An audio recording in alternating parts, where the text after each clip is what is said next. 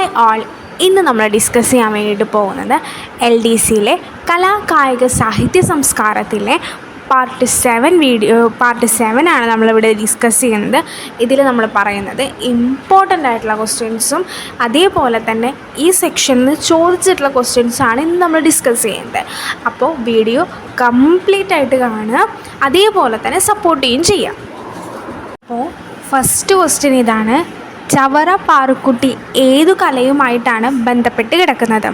Option A Kathakali Sangeetham, option B Sopana Sangeetham, option C Kathakali, option D Ashtapadiyattam. ഇതിലേതാ right answer? അപ്പം ചവറ പാറുക്കുട്ടി ഏത് കലയുമായിട്ടാണ് ബന്ധപ്പെട്ട് കിടക്കുന്നത്? കഥകളിയുമായിട്ടാണ് ബന്ധപ്പെട്ട് കിടക്കുന്നത്. അപ്പോൾ ഓർത്ത് വയ്ക്കുക, ചവറ പാറുക്കുട്ടി ഏത് കലാകാരിയാണ്, ഏത് കലയുമായിട്ടാണ് ബന്ധപ്പെട്ട് കിടക്കുന്നത്? കഥകളിയുമായിട്ടാണ് ബന്ധപ്പെട്ട് കിടക്കുന്നത്. അതേപോലെ തന്നെ കേരളത്തിലെ ആദ്യത്തെ കഥകളി കലാകാരിയാണ് ആരെന്ന് പറയുന്നത്? ചവറ പാറുക്കുട്ടി എന്ന് പറയുന്നത്. അതേപോലെ തന്നെ കേരള കലാരംഗത്ത് അവരുടെ സേവനങ്ങൾക്ക് കേരള കലാമണ്ഡലവും കേരള സംഗീത നാടക അക്കാദമി അവാർഡുകളൊക്കെ നൽകിയിട്ട് ആദരിച്ചിട്ടുണ്ട്. അതേപോലെ 2019 ഫെബ്രുവരി 7 ചവറ പാറുക്കുട്ടി അമ്മ അന്തരിച്ചത്. അപ്പോൾ ശ്രദ്ധിക്കേണ്ട കാര്യം, നമുക്ക് ഇതിൽ ഓർത്തു വയ്ക്കേണ്ട കാര്യം എന്താണെന്ന് വെച്ച് കഴിഞ്ഞാൽ, ചവറ പാറുക്കുട്ടി ഏത് കലയുമായിട്ടാണ് ബന്ധപ്പെട്ട് കിടക്കുന്നത് എന്നതാണ്. ഏത് കലയുമായിട്ടാണ്? കഥകളിയുമായിട്ടാണ് ചവറ പാറുക്കുട്ടി ബന്ധപ്പെട്ട് കിടക്കുന്നത്. ഓർത്ത് വയ്ക്കേണ്ട കാര്യമാണ്, അത് ചോദിച്ചിട്ടുള്ള ക്വസ്റ്റ്യനുമാണ്. അപ്പോൾ സെക്കൻഡ് ക്വസ്റ്റ്യൻ: കേരളത്തിലെ ആദ്യ വനിതാ കഥകളി സംഘം ഏത് എന്നതാണ് ക്വസ്റ്റ്യൻ. ഏതാണ് ആൻസർ? തൃപ്പൂണിത്തുറ വനിതാ കഥകളി സംഘമാണ് കേരളത്തിലെ ആദ്യത്തെ വനിതാ കഥകളി സംഘം എന്ന് പറയുന്നത്. 1975 തൃപ്പൂണിത്തുറ വനിതാ കഥകളി സംഘം രൂപീകരിക്കുന്നത്. പുരുഷന്മാരെ മാത്രം കഥകളിയിൽ നൃത്തം അവതരിപ്പിക്കുന്ന 300 വർഷത്തെ പാരമ്പര്യം തകർത്തിട്ടാണ് കഥകളി വനിതാ സംഘം ആരംഭിച്ചത്. അതായത് അത് കാരണം കൊണ്ട് തന്നെ 2017 അന്താരാഷ്ട്ര വനിതാ ദിനത്തിൽ നാരി ശക്തി പുരസ്കാരം നൽകിയിട്ട് ഈ ഗ്രൂപ്പിനെ അംഗീകരിക്കുകയും ചെയ്തിട്ടുണ്ടായിരുന്നു. അപ്പോൾ നമ്മൾ ഓർത്തു വയ്ക്കേണ്ട കാര്യം എന്താണെന്ന് വെച്ച് കഴിഞ്ഞാൽ, കേരളത്തിലെ ആദ്യത്തെ വനിതാ കഥകളി സംഘം ഏതാണ്? തൃപ്പൂണിത്തുറ വനിതാ കഥകളി സംഘമാണ് കേരളത്തിലെ ആദ്യത്തെ വനിതാ കഥകളി സംഘം എന്ന് പറയുന്നത്. ഇനി നമ്മൾ പറയാൻ പോകുന്നത് കഥകളിയുമായിട്ട് റിലേറ്റഡ് ആയിട്ട് ഉള്ള വ്യക്തികളെ കുറിച്ചിട്ടാണ് നമ്മൾ പറയാൻ പോകുന്നത്. 4 വ്യക്തികളാണ് മെയിനായിട്ടുള്ളത്. ആ പേരുകളൊക്കെ ഓർത്ത് വെക്കണം, കാരണം ക്വസ്റ്റ്യൻ വരിക ഈ കഥകളി ഗോപി, കോട്ടയ്ക്കൽ ശിവരാമൻ, നെല്ലിയോട് വാസുദേവൻ നമ്പൂതിരി, അതേപോലെ ചേമഞ്ചേരി കുഞ്ഞിരാമൻ, ഇവരൊക്കെ ഏത് കലയുമായിട്ട് ബന്ധപ്പെട്ടിട്ടില്ല എന്നുള്ള രീതിയിലായിരിക്കും ക്വസ്റ്റ്യൻ വരിക. അപ്പോൾ ആ പേരുകൾ എന്തായാലും നമ്മൾ ഓർത്ത് വയ്ക്കണം. അപ്പോൾ ഫസ്റ്റ് എന്ന് പറയുന്നത് കഥകളി ഗോപിയാണ്. കഥകളി ഗോപി എന്ന് പറയുന്നത് അദ്ദേഹത്തിന് പത്മശ്രീ അവാർഡ് ലഭിച്ചിട്ടുണ്ട്. അതേപോലെ തന്നെ അദ്ദേഹത്തിൻ്റെ ശരിയായ പേരെന്ന് പറയുന്നത് വടക്കേ മണലത്ത് ഗോവിന്ദൻ നായർ എന്നതാണ് കലാമണ്ഡലം ഗോപിയുടെ ശരിയായിട്ടുള്ള പേര്. 2009 അദ്ദേഹത്തിന് പത്മശ്രീ കൊടുത്ത് നമ്മുടെ രാജ്യം അദ്ദേഹത്തെ ആദരിച്ചത്. അപ്പോൾ കലാമണ്ഡലം ഗോപി ഏത് കലയുമായിട്ട് ബന്ധപ്പെട്ടിരിക്കുന്നു എന്ന് ക്വസ്റ്റ്യൻ വന്നു കഴിഞ്ഞാൽ ഏത് കലയുമായിട്ടാണ്? കഥകളിയുമായിട്ടാണ് ബന്ധപ്പെട്ടിരിക്കുന്നത്.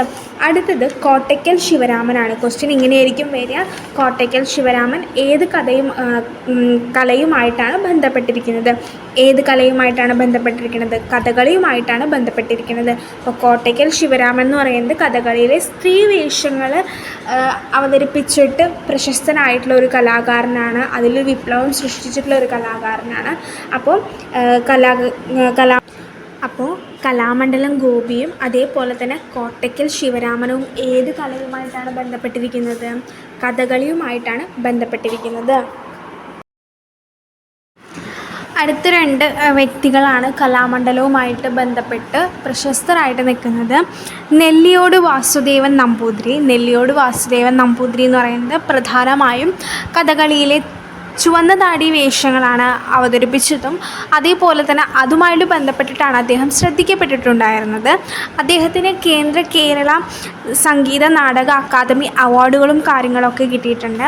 പിന്നെ രണ്ടാമത്തെ വ്യക്തി എന്ന് പറയുന്നത് ചേമഞ്ചേരി കുഞ്ഞിരാമനാണ്. അദ്ദേഹം 80 വർഷത്തിൽ ലേറെയായിട്ട് അദ്ദേഹം കഥകളി പഠിപ്പിക്കുകയും അതേപോലെ തന്നെ പഠിക്കുകയും അവതരിപ്പിക്കുകയും ഒക്കെ ചെയ്തിട്ടുണ്ടായിരുന്ന വ്യക്തിയാണ്. 2017 അദ്ദേഹത്തിന് നമ്മുടെ ഇന്ത്യൻ ഗവൺമെൻറ്റിൻ്റെ 4ാമത്തെ ഏറ്റവും ഉയർന്ന സിവിലിയൻ ബഹുമതിയായിട്ടുള്ള പത്മശ്രീ നൽകി നമ്മുടെ രാജ്യം അദ്ദേഹത്തെ ആദരിച്ചിട്ടുണ്ട്. അപ്പോൾ കഥകളിയുമായിട്ട് ബന്ധപ്പെട്ട് കിടക്കുന്ന 4 പ്രശസ്തരായിട്ടുള്ള വ്യക്തികളെ കുറിച്ചിട്ടാണ് നമ്മൾ പറയുന്നത്. ഫസ്റ്റ് വൺ ആരായിരുന്നു? കലാമണ്ഡലം ഗോപിയാണ്. പിന്നെ കോട്ടയ്ക്കൽ ശിവരാമനാണ്. നെല്ലിയോട് വാസുദേവൻ നമ്പൂതിരി. പിന്നെ ആരാണ്? ചേമഞ്ചേരി കുഞ്ഞിരാമൻ. ക്വസ്റ്റ്യൻ വരിക ഇവരൊക്കെ ഏത് കലയുമായി ബന്ധപ്പെട്ടിരിക്കുന്നു. 3ാമത്തെ ക്വസ്റ്റ്യൻ, കലാമണ്ഡലം ഹൈദരാലി ഏതു കലയുമായിട്ടാണ് ബന്ധപ്പെട്ട് കിടക്കുന്നത്? Option A Kathakali Sangeetham, option B Kathakali, option C Ashtapadi, option D Sopana. ഇതിലേതാണ് കറക്റ്റായിട്ടുള്ള ആൻസർ വരിക? കലാമണ്ഡലം ഹൈദരാലി ഏത് കലയുമായിട്ടാണ് ബന്ധപ്പെട്ട് കിടക്കുന്നത്? അപ്പം കലാമണ്ഡലം ഹൈദരാലി ഏതു കലയുമായിട്ടാണ് ബന്ധപ്പെട്ട് കിടക്കുന്നത്? കഥകളി സംഗീതവുമായിട്ടാണ് ബന്ധപ്പെട്ട് കിടക്കുന്നത്. ഓപ്ഷൻ എ ആണ് കറക്റ്റായിട്ടുള്ള ആൻസർ വരുന്നത്. ഇനിയിപ്പോൾ നമ്മുടെ ഓപ്ഷനിൽ കഥകളി സംഗീതം എന്ന് കൊടുക്കാതെ കഥകളി എന്ന് മാത്രം കൊടുക്കുകയാണെന്നുണ്ടെങ്കിൽ അതാണ് കറക്റ്റ് ആൻസർ വന്നിരിക്കുക. അല്ലാതെ ഇപ്പോൾ കഥകളി സംഗീതം എന്നും കഥകളി എന്നും ഓപ്ഷനിൽ ഉണ്ടെന്നുണ്ടെങ്കിൽ കറക്റ്റ് ആൻസർ കഥകളി സംഗീതം എന്നതാണ്. കലാമണ്ഡലം ഹൈദരാലിനെ കുറിച്ച് നമുക്ക് എല്ലാവർക്കും അറിയുന്നതാണ്. മുസ്ലിംസിൽ നിന്ന് വന്നിട്ടുള്ള ഒരു ആളാണ്. കഥകളിയിലേക്ക് വന്നിട്ടുള്ള ആദ്യത്തെ വ്യക്തിയാണ് ആരെന്ന് പറയുന്നത്? കലാമണ്ഡലം ഹൈദരാലി എന്ന് പറയുന്നത്. ഭാവാത്മകമായിട്ടുള്ള ആലാപനത്തിലൂടെ കഥകളി സംഗീതത്തെ ജനപ്രിയമാക്കിയിട്ടുള്ള ഒരു കലാകാരനാണ് ആരെന്ന് പറയുന്നത്? കലാമണ്ഡലം ഹൈദരാലി എന്ന് പറയുന്നത്. അതേപോലെ തന്നെ അദ്ദേഹം വിദേശത്തും സ്വദേശത്തും നിരവധി വേദികളിൽ ആലാപനം നിർവഹിച്ചിട്ടുണ്ട്. പിന്നെ അതേപോലെ തന്നെ നിരവധി പേരുടെ എതിർപ്പുകൾ വകവയ്ക്കാഞ്ഞിട്ടാണ് ഹൈദരാലി കലാപ്രവർത്തനം നടത്തിയിട്ടുണ്ടായിരുന്നത്. കാരണം ഒരു ഫസ്റ്റ് മുസ്ലിം പേഴ്സൺ കഥകളി രംഗത്തോട്ട്, അതും ഹൈന്ദവന്മാരുടെ ഒരു ക്ലാസിക്കൽ കലാരൂപമാണ് എന്തെന്ന് പറയുന്നത് കഥകളി എന്ന് പറയുന്നത്. അതിലോട്ട് വരുമ്പോൾ അദ്ദേഹത്തിന് നേരിടാവുന്ന ഒരുപാട് എതിർപ്പുകൾ അദ്ദേഹം നേരിട്ടിട്ടുണ്ട്. എന്നിട്ടും അദ്ദേഹം അതിൽ പ്രശസ്തി നേടിയിട്ടുള്ളൊരു വ്യക്തിയാണ്. അപ്പോൾ കലാമണ്ഡലം ഹൈദരാലി ഏത് കലാരൂപവുമായിട്ടാണ് ബന്ധപ്പെട്ടിരിക്കുന്നത്? കഥകളി സംഗീതവുമായിട്ടാണ് അദ്ദേഹം ബന്ധപ്പെട്ട് കിടക്കുന്നത്. ഇതാണ് നമുക്ക് ഓർത്ത് വയ്ക്കേണ്ട കാര്യമെന്ന് പറയുന്നത്. അപ്പോൾ 4ാമത്തെ ക്വസ്റ്റ്യൻ, കേരള നടനത്തിൻ്റെ ഉപജ്ഞാതാവ് ആരാണ് എന്നതാണ്. Option A Guru Gopinath, option B Jayadevan, option C MK Sanu, option D Kalamandalam Hyderali. ആരാണ് കേരള നടനത്തിൻ്റെ ഉപജ്ഞാതാവായിട്ട് വരുന്നത്? അപ്പോൾ കേരള നടനത്തിൻ്റെ ഉപജ്ഞാതാവ് ആരാണ്? ഗുരു ഗോപിനാഥാണ് കേരള നടനത്തിൻ്റെ ഉപജ്ഞാതാവ്. അപ്പോൾ ഗുരു ഗോപിനാഥിൻ്റെ യഥാർത്ഥ പേര് എന്ന് പറയുന്നത് പെരുമാനൂർ ഗോപിനാഥൻ പിള്ള എന്നതാണ് ഗുരു ഗോപിനാഥിൻ്റെ യഥാർത്ഥ പേരെന്ന് പറയുന്നത്. അദ്ദേഹം ഒരു കഥകളി ആചാര്യനാണ്. അതേപോലെ തന്നെ ഈ കേരള നടനം എന്ന് പറയുന്നത് കഥകളിയുടെ ലളിതമായിട്ടുള്ള കലാരൂപമാണ്. ഈ സാധാരണക്കാർക്കൊന്നും കഥകളി അത്ര പെട്ടെന്ന് നമുക്ക് മനസ്സിലാവാനുള്ള ഒരു ഇതില്ല. അപ്പോൾ അതിന് ഏറ്റവും സിമ്പിളായിട്ടുള്ള രീതിയിലാണ് കേരള നടനം എന്ന് പറയുന്നത്. അപ്പോൾ ഈ കേരള നടനം ഉരുത്തിരിഞ്ഞു വന്നിരിക്കുന്നത് കഥകളിയിൽ നിന്നാണ്. അപ്പോൾ കേരള നടനത്തിൻ്റെ ഉപജ്ഞാതാവ് ആരാണ്? ഗുരു ഗോപിനാഥാണ്. അതാണ് നമുക്ക് ഓർത്തു വെക്കേണ്ട കാര്യം എന്ന് പറയുന്നത്. 5ാമത്തെ ക്വസ്റ്റ്യൻ, കലാമണ്ഡലം ഷീബ കൃഷ്ണകുമാർ ഏത് കലയുമായിട്ടാണ് ബന്ധപ്പെട്ട് കിടക്കുന്നത് എന്നതാണ്. അപ്പോൾ കലാമണ്ഡലം ഷീബ കൃഷ്ണകുമാർ ഏത് കലയുമായിട്ടാണ് ബന്ധപ്പെട്ട് കിടക്കുന്നത്? Option A Kerala Natanam, option B Ashtapadiyattam, option C Sopana Sangeetham, option D Kathakali. ഇതിലത്തെ റൈറ്റ് ആൻസർ ഏതാണ് വരുന്നത്? അപ്പോൾ കലാമണ്ഡലം ഷീബ കൃഷ്ണകുമാർ ഏത് കലയുമായിട്ടാണ് ബന്ധപ്പെട്ട് കിടക്കുന്നത്? ഓപ്ഷൻ ബി അഷ്ടപതിയാട്ടവുമായിട്ടാണ് ബന്ധപ്പെട്ട് കിടക്കുന്നത്. അതായത് ഈ അഷ്ടപതിയാട്ടം എന്ന് പറയുന്നത് ബംഗാളി കവിയായിട്ടുള്ള ജയദേവൻ ഗീതാ ഗോവിന്ദം എന്ന് പറയുന്ന ഒരു കൃതി രചിച്ചിട്ടുണ്ട്. അദ്ദേഹത്തിൻ്റെ ഭാര്യ ഒരു നർത്തകി കൂടിയാണ്. അപ്പോൾ ഇദ്ദേഹം പാട്ടുപാടുകയും ഭാര്യ ഡാൻസ് ചെയ്യുകയും ചെയ്തിട്ടുണ്ടായിരുന്നു. ഇത് പണ്ട് കാലങ്ങളിൽ പ്രചരിച്ചിട്ടുണ്ടായിരുന്നു. അങ്ങനെ കേരളത്തിലും ഇത് പ്രചരിച്ചിട്ടുണ്ടായിരുന്നു. പിന്നീട് ഈ പ്രചാരം നിന്നുപോയി. മീൻസ് കംപ്ലീറ്റ് ആയിട്ട് അതെന്തായി അഷ്ടപതിയാട്ടം ഇങ്ങനെ എന്താ പറയുക അവോയ്ഡായിപ്പെട്ടു. ഈ നൃത്തരൂപം നിന്നുപോയി, സംഗീതം ഇപ്പോഴും നിലനിൽക്കുന്നുണ്ട്. അപ്പോൾ അതിൻ്റെ പ്രൊമോഷന് വേണ്ടിയിട്ടും ആ കലാരൂപം നിലനിർത്തുന്നതിന് വേണ്ടിയിട്ടും വർക്ക് ചെയ്യുന്ന ഒരാളാണ് ആരെന്ന് പറയുന്നത് കലാമണ്ഡലം ഷീബ കൃഷ്ണകുമാർ എന്ന് പറയുന്നത്. ആ കലാരൂപത്തെ തിരിച്ചു കൊണ്ടുവരാൻ വേണ്ടിയിട്ട് വർക്ക് ചെയ്യുന്ന ഒരാളാണ് ആരെന്ന് പറയുന്നത് Kalamandalam Sheeba Krishnakumar.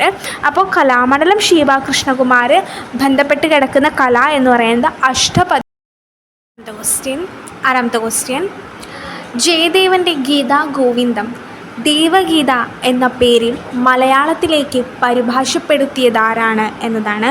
Option A Kalamandalam Hyderali, option B Vallathol, option C Changampuzha Krishnapillai, option D G Sankara Kurup.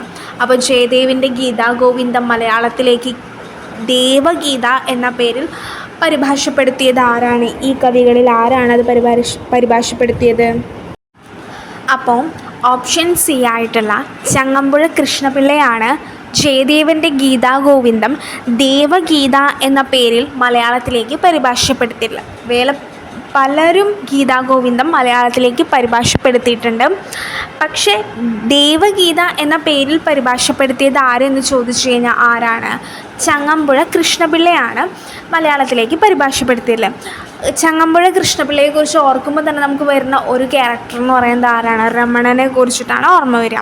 മലയാളത്തിലൊരു മഹാകവിയാണ് ആരെന്ന് പറയുന്നത് ചങ്ങമ്പുഴ കൃഷ്ണപിള്ള എന്ന് പറയുന്നത്. ലളിതമായിട്ടുള്ള ശൈലിയായിരുന്നു അദ്ദേഹത്തിൻ്റെ കവിതകൾക്ക് ഉണ്ടായിരുന്നത്. അത് കാരണം കൊണ്ട് തന്നെ അത് ജനങ്ങളിലേക്ക് പെട്ടെന്ന് എത്തുകയും അത് ആഴത്തിലാവുകയും ചെയ്തിട്ടുണ്ടായിരുന്നു. പിന്നെ അദ്ദേഹത്തിൻ്റെ ഏറ്റവും പ്രശസ്തമായിട്ടുള്ള ഒരു കവിത എന്ന് പറയുന്നത് രമണൻ, അതുപോലെ തന്നെ വാഴക്കുല, ഇതൊക്കെയാണ് നമുക്ക് ഏറ്റവും എന്താ പറയുക ഫേമസ് ആയിട്ട് നമ്മൾ കേട്ടിട്ടുള്ളത്. ചങ്ങമ്പുഴ എന്ന് ആലോചിക്കുമ്പോൾ തന്നെ നമുക്ക് ഫസ്റ്റ് ഓർമ്മ വരുന്ന ഒരു ഇതെന്ന് പറയുന്നത് ഇതാണ്, രമണനും വാഴക്കുലയൊക്കെ തന്നെയാണ്. അപ്പോൾ നമുക്ക് പഠിക്കാനുള്ള കാര്യം ജയദേവൻ്റെ ഗീതാ ഗോവിന്ദം ദേവഗീത എന്ന പേരിൽ മലയാളത്തിലേക്ക് പരിഭാഷപ്പെടുത്തിയത് ആര് എന്ന് ചോദിച്ചു കഴിഞ്ഞാൽ ആരാണ്? ചങ്ങമ്പുഴ കൃഷ്ണപിള്ളയാണ്. ഏഴാമത്തെ ക്വസ്റ്റ്യൻ, ചങ്ങമ്പുഴയെ നക്ഷത്രങ്ങളുടെ സ്നേഹഭാജനം എന്ന് വിശേഷിപ്പിച്ചത് ആരാണ് എന്നതാണ്. Option A M K Sanu, option B Joseph Mundassery, option C P Kunhiraman Nair, option D Edasseri Govindan Nair. അപ്പോൾ ചങ്ങമ്പുഴയെ നക്ഷത്രങ്ങളുടെ സ്നേഹഭാജനം എന്ന് വിശേഷിപ്പിച്ചത് ഇതിലാരാണ്? അപ്പോൾ ചങ്ങമ്പുഴയെ നക്ഷത്രങ്ങളുടെ സ്നേഹഭോജനം എന്ന് വിശേഷിപ്പിച്ചത് ആരാണ്? ഓപ്ഷൻ ബി ജോസഫ് മുണ്ടശ്ശേരിയാണ് ചങ്ങമ്പുഴയെ നക്ഷത്രങ്ങളുടെ സ്നേഹഭാജനം എന്ന് വിശേഷിപ്പിച്ചത്. ജോസഫ് മുണ്ടശ്ശേരി എന്ന് പറയുന്നത് ഒരു സാഹിത്യകാരനും അതേപോലെ തന്നെ ഒരു രാഷ്ട്രീയക്കാരനും കൂടിയാണ് ആരെന്ന് പറയുന്നത് ജോസഫ് മുണ്ടശ്ശേരി എന്ന് പറയുന്നത്. കേരളത്തിലെ ആദ്യ വിദ്യാഭ്യാസ മന്ത്രി കൂടിയാണ് ആരെന്ന് പറയുന്നത് ജോസഫ് മുണ്ടശ്ശേരി എന്ന് പറയുന്നത്. അപ്പം നമുക്ക് പഠിക്കാനുള്ള കാര്യം എന്താണെന്ന് വെച്ച് കഴിഞ്ഞാൽ ചങ്ങമ്പുഴയെ നക്ഷത്രങ്ങളുടെ സ്നേഹഭാജനം എന്ന് വിശേഷിപ്പിച്ചത് ആര് എന്ന് ചോദിച്ചു കഴിഞ്ഞാൽ അതിൻ്റെ ആൻസർ എന്താണ്? ജോസഫ് മുണ്ടശ്ശേരിയാണ് കറക്റ്റായിട്ടുള്ള ആൻസർ എന്ന് പറയുന്നത്. എട്ടാമത്തെ ക്വസ്റ്റ്യൻ, ചങ്ങമ്പുഴയുടെ നക്ഷത്രങ്ങളുടെ സ്നേഹഭാജനം എന്ന കൃതിയുടെ രചയിതാവ് ആരാണ് എന്നതാണ്. നേരത്തെ നമ്മൾ പറഞ്ഞിട്ടുണ്ടായിരുന്നു ചങ്ങമ്പുഴയെ നക്ഷത്രങ്ങളുടെ സ്നേഹഭാജനം എന്ന് വിശേഷിപ്പിച്ചത് ആരായിരുന്നു എന്തായിരുന്നു. ഇത് കൃതിയാണ് ചോദിച്ചിരിക്കുന്നത്.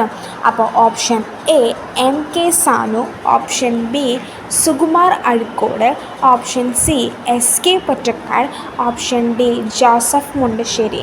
ഇതിൽ റൈറ്റ് ആൻസർ ആയിട്ട് വരെ ഏതായിരിക്കും? ചങ്ങമ്പുഴ നക്ഷത്രങ്ങളുടെ സ്നേഹഭോജനം എന്ന കൃതിയുടെ രചയിതാവ് ആരാണ്? Option A M K Sanu ആണ് കറക്റ്റായിട്ടുള്ള ആൻസർ എന്ന് പറയുന്നത്. ചങ്ങമ്പുഴ നക്ഷത്രങ്ങളുടെ സ്നേഹഭാജനം എന്ന കൃതി രചിച്ചത് ആരാണ്? എം കെ സാനു ആണ്. അത് നമ്മൾ ഓർത്തിരിക്കേണ്ട ക്വസ്റ്റ്യനാണ്, ചോദിച്ചിട്ടുള്ള ക്വസ്റ്റ്യനാണ്. ഈ എം കെ സാനു എന്ന് പറയുന്നത് അദ്ദേഹം ഒരു എഴുത്തുകാരനാണ്, നിരൂപകനാണ്, വിരമിച്ചൊരു പ്രൊഫസറാണ്, ജീവചരിത്രകാരനാണ്, പത്രപ്രവർത്തകനാണ്, വാഗ്മിയാണ്, സാമൂഹിക പ്രവർത്തകനാണ്, മനുഷ്യാവകാശ പ്രവർത്തകനാണ്. ഈ നിലകളിലൊക്കെ പ്രശസ്തനായിട്ടുള്ള വ്യക്തിയാണ് ആരെന്ന് പറയുന്നത് എം കെ സാനു എന്ന് പറയുന്നത്. 36ഓളം പുസ്തകങ്ങൾ അദ്ദേഹം രചിച്ചിട്ടുണ്ട്. അപ്പോൾ MK സാനു ആണ് ഏത് കൃതി രചിച്ചത്? ചങ്ങമ്പുഴ നക്ഷത്രങ്ങളിൽ സ്നേഹവാചനം എന്ന കൃതി രചിച്ചത്. അത് ഓർത്തു വെക്കേണ്ട കാര്യമാണ്. ഇത് ക്വസ്റ്റ്യൻ ചോദിച്ചിട്ടുള്ളതുമാണ് കേട്ടോ. അപ്പോൾ ഓർത്തു വയ്ക്കുക. 9ാമത്തെ ക്വസ്റ്റ്യൻ, ഞെരളത്ത് രാമപൊതുവാൾ, ഞെരളത്ത് ഹരിഗോവിന്ദൻ ഏതു കലയുമായിട്ടാണ് ബന്ധപ്പെട്ട് കിടക്കുന്നത് എന്നതാണ്. Option A Kathakali, option B Ashtapadiyattam, option C Sopana Sangeetham, option D Kerala Natanam. ഇതിലേതാണ് കറക്റ്റായിട്ടുള്ള ആൻസർ വരിക? ഞൊരളത്ത് രാമപൊതുവാളും അതേപോലെ തന്നെ അദ്ദേഹത്തിൻ്റെ മകനായിട്ടുള്ള ഹരിഗോവിന്ദനും ഏത് കലയുമായിട്ടാണ് ബന്ധപ്പെട്ട് കിടക്കുന്നത്? കഥകളിയായിട്ടാണ്, അഷ്ടപതി ആട്ടമായിട്ടാണോ, സോപാന സംഗീതമായിട്ടാണോ, കേരള നടനമായിട്ടാണോ? നമുക്ക് നോക്കാം ഏതാണ്. അപ്പോൾ ഞെരളത്ത് രാമപൊതുവാളും ഞെരളത്ത് ഹരിഗോവിന്ദനും ബന്ധപ്പെട്ട് കിടക്കുന്ന കല എന്ന് പറയുന്നത് ഓപ്ഷൻ സി ആയിട്ടുള്ള സോപാന സംഗീതമാണ്. ഈ സോപാന സംഗീതം എന്ന് പറയുന്നത് കഥകളിയിലെ അടിസ്ഥാന സംഗീതമാണ്. ഏതെന്ന് പറയുന്നത് ഈ സോപാന സംഗീതം എന്ന് പറയുന്നത്. അതേപോലെ തന്നെ ഈ സോപാന സംഗീതത്തിൻ്റെ അടിസ്ഥാനം എന്ന് പറയുന്നത് അഷ്ടപതി യാട്ടമാണ് ഈ സോപാന സംഗീതത്തിൻ്റെ ബേസ് എന്ന് പറയുന്നത്. ഈ സോപാനം എന്ന് പറയുന്നത് ക്ഷേത്രങ്ങളിലുള്ള പടിക്കെട്ടിനെയാണ് സോപാനം എന്ന് പറയുന്നത്. അതിൻ്റെ അടുത്ത് വെച്ചിട്ട് പാടുന്നതിനാണ് എന്തെന്ന് പറയുന്നത് സോപാന സംഗീതം എന്ന് പറയുന്നത്. ഇനി നമ്മൾ പറയുന്നത് രാമപൊതുവാളിനെ കുറിച്ചിട്ടാണ്. ഞെരളത്ത് രാമപൊതുവാളിനെ കുറിച്ചിട്ടാണ്. സോപാന സംഗീതത്തിൻ്റെ കുലപതിയായിട്ടാണ് ഞെരളത്ത് രാമപൊതുവാളിനെ കണക്കാക്കപ്പെടുന്നത്. അതേപോലെ തന്നെ ക്ഷേത്രത്തിൽ ഭജനമോ പ്രാർത്ഥനയോ ആയി അവതരിപ്പിക്കപ്പെടുന്ന സോപാന സംഗീതത്തിന് ജനഹിത സോപാനം എന്ന ജനകീയ രൂപം അദ്ദേഹം നൽകിയിട്ടുണ്ടായിരുന്നു. ദൈവം സർവ്വവ്യാപിയാണ് എന്ന ആശയം ഉപയോഗിച്ചിട്ടാണ് അദ്ദേഹം സോപാന സംഗീതത്തെ ക്ഷേത്രത്തിന് പുറത്തു കൊണ്ടുവരാൻ വേണ്ടിയിട്ട് ശ്രമിച്ചിട്ടുണ്ടായിരുന്നത്. അപ്പം രാമപൊതുവാളിനെയാണ് നമ്മൾ എന്തായിട്ട് കണക്കാക്കുന്നത്? സോപാന സംഗീതത്തിൻ്റെ കുലപതിയായിട്ട് കണക്കാക്കുന്നത്. ഇനി ഈ ഞെരളത്ത് ഹരിഗോവിന്ദൻ എന്ന് പറയുന്നത് ഞെരളത്ത് രാമപൊതുവാളിൻ്റെ 6ാമത്തെ മകനാണ് ഞെരളത്ത് ഹരിഗോവിന്ദൻ എന്ന് പറയുന്നത്. ഇന്ത്യക്കകത്തും പുറത്തുമായിട്ട് ഏകദേശം ഒരു 5000-ഓളം വേദിയിലൂടെ ഈ സംഗീതത്തെ സോപാന സംഗീതത്തെ അദ്ദേഹം ജാതി മത വ്യത്യാസമില്ലാതെ പുതുതലമുറയുടെ ഇടയിലേക്ക് താല്പര്യം നിലനിർത്തുന്നതിന് വേണ്ടിയിട്ട് പങ്കുവഹിച്ചിട്ടുണ്ട്. അതേപോലെ തന്നെ വന്ദേ മാതരം, ദേവദശകം, റംലാൻ ഗീതം തുടങ്ങിയ പ്രശസ്ത കൃതികൾ സോപാന ശൈലിയിൽ അവതരിപ്പിച്ചിട്ടുള്ള ആദ്യത്തെ ഗായകനും ആര് തന്നെയാണ്? ഞെരളത്ത് ഹരിഗോവിന്ദനാണ്. അപ്പോൾ ഇത് എക്സ്ട്രാ നോളേജാണ്. നമുക്ക് ഓർത്ത് വെക്കേണ്ട കാര്യം എന്താണെന്ന് വെച്ച് കഴിഞ്ഞാൽ, ചോദിച്ചിട്ടുള്ള ക്വസ്റ്റ്യനും എന്താണെന്ന് വെച്ച് കഴിഞ്ഞാൽ, ഞെരളത്ത് രാമപൊതുവാളും അതേപോലെ തന്നെ ഞെരളത്ത് ഹരിഗോവിന്ദനും ഏത് കലയുമായിട്ടാണ് ബന്ധപ്പെട്ട് കിടക്കുന്നതെന്ന് മാത്രമാണ് നമുക്ക് ഓർത്ത് വെക്കേണ്ടത്. ഏത് കലയുമായിട്ടാണ് ബന്ധപ്പെട്ട് കിടക്കുന്നത്? സോപാന സംഗീതവുമായിട്ടാണ് അവർ ബന്ധപ്പെട്ട് കിടക്കുന്നത്. നമ്മുടെ ഫൈനൽ ക്വസ്റ്റ്യൻ 10ാമത്തെ ക്വസ്റ്റ്യൻ ആയിട്ടുള്ള സോപാന സംഗീതത്തിൽ ഉപയോഗിക്കുന്ന വാദ്യോപകരണം ഏതാണ് എന്നതാണ്. Option A chenda, option B edakka, option C chengila, option D ശംഖം. നമ്മൾ അമ്പലത്തിലൊക്കെ പോയി കഴിഞ്ഞാൽ കാണുന്നൊരു കാര്യമാണ് സോപാന സംഗീതം എന്ന് പറയുന്നത്. അപ്പോൾ നമുക്ക് ഇതിൻ്റെ ആൻസർ ഭയങ്കരമായിട്ട് ഓർത്ത് വയ്ക്കാനായിട്ട് പറ്റും. ഏതാണ് ഇതിൻ്റെ ആൻസറായിട്ട് വരുന്നത്? സോപാന സംഗീതത്തിൽ ഉപയോഗിക്കുന്ന ഉപകരണം ഏതാണ്? ഇതിൽ വാദ്യോപകരണം ഏതാണ്? ചെണ്ടയാണോ, എടയ്ക്കയാണോ, ചേങ്ങിലയാണോ, ശംഖാണോ? അപ്പം സോപാന സംഗീതത്തിൽ ഉപയോഗിക്കുന്ന ഉപകരണം ഏതാണ്? ഇടയ്ക്കയാണ് സോപാന സംഗീതത്തിൽ ഉപയോഗിക്കുന്നത്. അമ്പലത്തിലൊക്കെ പോയി കഴിഞ്ഞാൽ നമ്മൾ ഇടയ്ക്ക് കൊട്ടിയിട്ടൊരു സംഗീതം പാടുന്നത് കേൾക്കാറുണ്ട്. അതാണ് സോപാന സംഗീതം എന്നൊക്കെ പറയുന്നത്. അപ്പോൾ അതിലുപയോഗിക്കുന്ന വാദ്യോപകരണം ഏതാണ്? ഇടയ്ക്കയാണ് സോപാന സംഗീതത്തിൽ ഉപയോഗിക്കുന്ന വാദ്യോപകരണം എന്ന് പറയുന്നത്. അപ്പോൾ ഇന്നത്തെ വീഡിയോ ഇത്രയേ ഉള്ളൂ. നമ്മൾ 10 ക്വസ്റ്റ്യൻസാണ് കലാ, കായിക, സാഹിത്യ, സംസ്കാരത്തിൽ ഇന്ന് നമ്മൾ ഡിസ്കസ് ചെയ്തിട്ടുള്ളത്. ആ ക്വസ്റ്റ്യൻസൊക്കെ മനസ്സിലായെന്ന് വിചാരിക്കുന്നു. അതേപോലെ തന്നെ വീഡിയോ ഇഷ്ടമായി കഴിഞ്ഞാൽ ലൈക്കും അതേപോലെ തന്നെ ഷെയറും ചാനൽ സബ്സ്ക്രൈബ് ചെയ്യാനും മറക്കരുത്. അപ്പോഴാണ് അടുത്ത വീഡിയോ ഇടുമ്പോൾ നിങ്ങൾക്ക് നോട്ടിഫിക്കേഷനും കാര്യങ്ങളൊക്കെ വരുള്ളൂ. അപ്പോൾ നമുക്കൊന്ന് റിവൈസ് ചെയ്ത് നോക്കിയാലോ ഇന്ന് എന്തൊക്കെയാണ് നമ്മൾ എടുത്തതെന്നുള്ള കാര്യം, എന്തൊക്കെയാണ് 10 ക്വസ്റ്റ്യനിൽ പറഞ്ഞിട്ടുള്ളതെന്നുള്ള കാര്യം. ഫസ്റ്റ് ക്വസ്റ്റ്യൻ എന്തായിരുന്നു? ചവറ പാറുക്കുട്ടി ഏത് കലയുമായി ബന്ധപ്പെട്ടിരിക്കുന്നു? കഥകളിയുമായിട്ടാണ് ചവറ പാറുക്കുട്ടി ബന്ധപ്പെട്ടിരിക്കുന്നത്. പിന്നെ കഥകളിയിലെ ആദ്യത്തെ വനിതാ കഥകളി സംഘം ഏതാണ്? കേരളത്തിലെ ആദ്യത്തെ വനിതാ കഥകളി സംഘം ഏതാണ്? തൃപ്പൂണിത്തുറ വനിതാ കഥകളി സംഘമാണ് കേരളത്തിലെ ആദ്യ വനിതാ കഥകളി സംഘം എന്ന് പറയുന്നത്. പിന്നെ ഏതായിരുന്നു നമ്മൾ ഡിസ്കസ് ചെയ്തിട്ടുള്ളത്? കഥകളിയുമായി ബന്ധപ്പെട്ട് കിടക്കുന്ന കുറച്ച് വ്യക്തികളുടെ പേരുകൾ ഓർത്തു വയ്ക്കാൻ പറഞ്ഞിട്ടുണ്ടായിരുന്നു. കലാമണ്ഡലം ഗോപി, അതേപോലെ തന്നെ കോട്ടയ്ക്കൽ ശിവരാമൻ, നെല്ലിയോട് വാസുദേവൻ നമ്പൂതിരി, പിന്നെ ചേമഞ്ചേരി കുഞ്ഞിരാമൻ. ഇവരൊക്കെ ഏത് കലയുമായിട്ടാണ് ബന്ധപ്പെട്ട് കിടക്കുന്നത്? കഥകളിയുമായിട്ട് ബന്ധപ്പെട്ട് കിടക്കുന്ന വ്യക്തികളാണ്. പിന്നെ കലാമണ്ഡലം ഹൈദരാലിയും ഏത് കലയുമായി ബന്ധപ്പെട്ട് കിടക്കുന്നു? കഥകളി സംഗീതവുമായിട്ടാണ് അദ്ദേഹം ബന്ധപ്പെട്ട് കിടക്കുന്നത്. പിന്നെന്താ നമ്മൾ ഡിസ്കസ് ചെയ്തത്? കേരള നടനത്തിൻ്റെ ഉപജ്ഞാതാവ് ആരാന്ന് പറഞ്ഞു? ഗുരു ഗോപിനാഥാണ് കേരള നടനത്തിൻ്റെ ഉപജ്ഞാതാവായിട്ട് വരുന്നത്. പിന്നെ കലാമണ്ഡലം ഷീബ കൃഷ്ണകുമാർ ബന്ധപ്പെട്ട് കിടക്കുന്ന കല ഏതാണ്? അഷ്ടപതി ആട്ടമാണ് കലാമണ്ഡലം ഷീബ കൃഷ്ണകുമാർ ബന്ധപ്പെട്ട് കിടക്കുന്നത്. പിന്നെ നമ്മൾ ജയദേവൻ്റെ ഗീതാഗോവിന്ദം ദേവഗീത എന്ന പേരിൽ മലയാളത്തിലേക്ക് പരിഭാഷപ്പെടുത്തിയത് ആരാണ്? നമ്മുടെ ചങ്ങമ്പുഴ കൃഷ്ണപിള്ളയാണ് അത് പരിഭാഷപ്പെടുത്തിയത്.